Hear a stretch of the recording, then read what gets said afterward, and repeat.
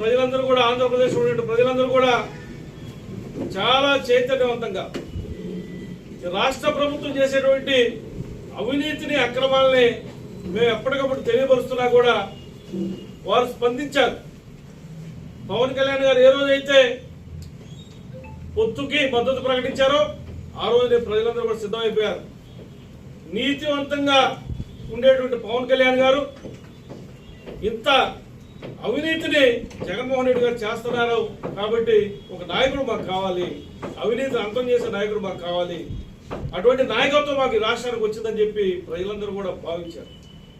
అందుకోసమే మేము 21 సీట్లో పోటీ చేస్తే 21కి 21 సీట్లు రావడం జరిగింది. అందులో కూడా 21లో కూడా మా అధ్యక్షుడు పవన్ కళ్యాణ్ గారు జనసేన పార్టీ జన సైనికులు వీర మహిళల త్యాగం ఉంది.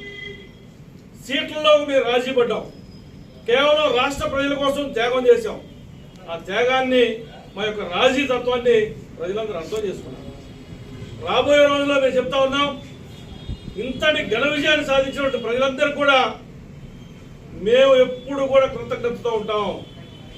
ఎక్కడ ఎప్పుడు ప్రజలకు ఇబ్బంది కలిగితే జనసేన పార్టీ ఇప్పుడు ఇంతకు ముందు ఏ విధమైనటువంటి సహాయ సహకారాలు కానివ్వండి, వారికి కావాల్సినటువంటి ఏ విధమైనటువంటి సహకారం అందించిందో అదే విధమైన